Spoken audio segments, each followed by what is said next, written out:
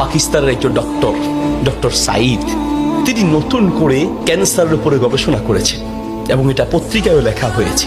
তিনি ক্যান্সারের নতুন একটি বিষয়ের উপরে গবেষণা করেছেন এবং এই গবেষণার জন্য তাকে পুরস্কৃত করা হবে। এই জন্য তিনি নিজের দেশ ছেড়ে আরেকটি দেশে যেতে হবে। তিনি সেই দেশে যাওয়ার জন্য বিমানের টিকিট কাটলেন।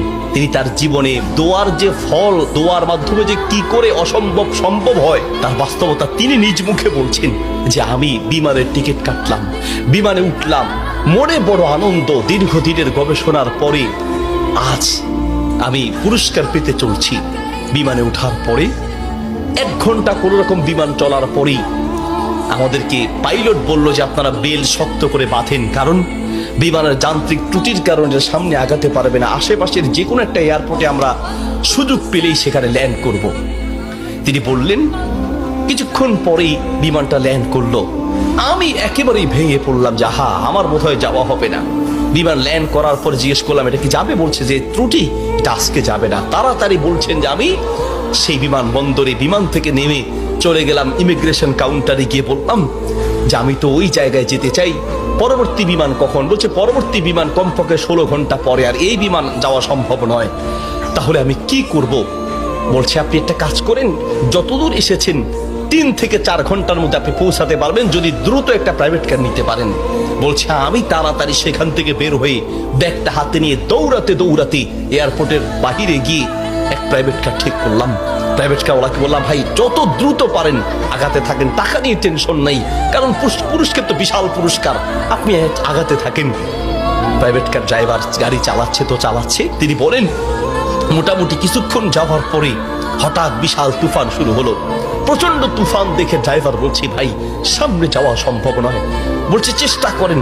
বলছে দেখছেন কি অবস্থা, রাস্তাঘাট সব গাছপালা ভেঙে রাস্তায় পড়ে আছে।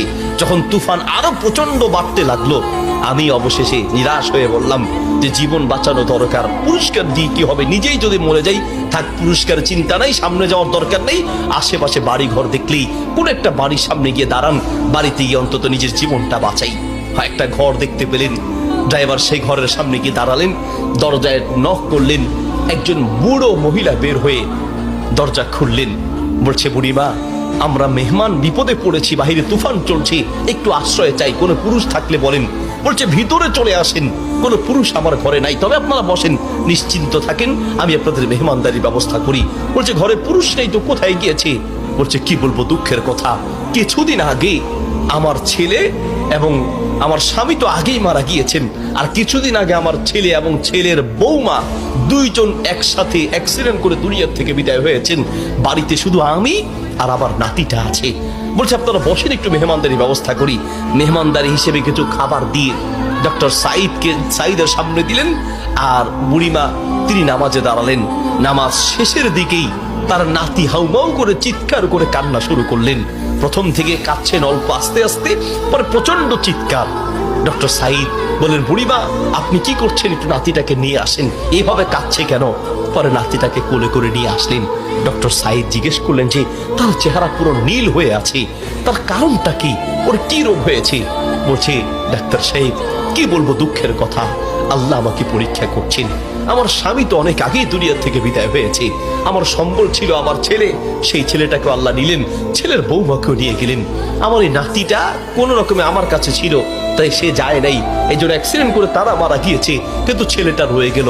এখন এই ছেলেটার একটা কঠিন মারাত্মক ক্যান্সার হয়েছে, যার চিকিৎসা আমাদের দেশে সম্ভব নয়। ডাক্তার সাইদ বলছে আপনি কি দেখিয়েছেন?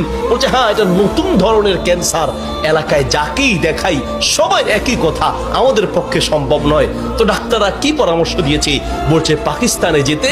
পাকিস্তানে একজন ডাক্তারের নাম বলেছে, তিনি এই নতুন রোগের, এই নতুন ক্যান্সার উপরে তিনি গবেষণা করেছেন, তার কাছে গেলে নাকি ভালো হবে। ডাক্তারের নাম বলেছে? বলছে নাম তো বলেছে, কিন্তু ঠিকানা তো কিচ্ছু জানা নাই। কিন্তু আমার বিশ্বাস, আমি প্রত্যেক নামাজের পরে এবং সেজদায় গিয়ে আল্লাহর কাছে দোয়া করি, কারণ আমার বিশ্বাস মানুষের পক্ষে অসম্ভব হতে পারে, আল্লাহর পক্ষে অসম্ভব বলতে কিচ্ছু নাই। আল্লাহু আকবার। আমি প্রতিদিন নিয়মিত আল্লাহর কাছে দোয়া করি, মালিক আমি তো সেই ডাক্তার হসপিটাল কিচ্ছু চিনি না, আমার পক্ষে চেনা সম্ভব নয়, তার কোনো ঠিকানাও কার জানা নাই।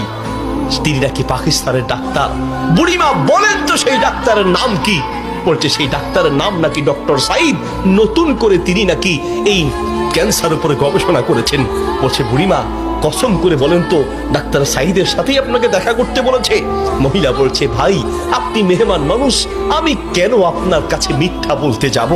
ডাক্তার সাইদ তিনি নাকি নতুন করে ক্যান্সার উপরে গবেষণা করেছেন, আপনার বাড়ি কোথায়?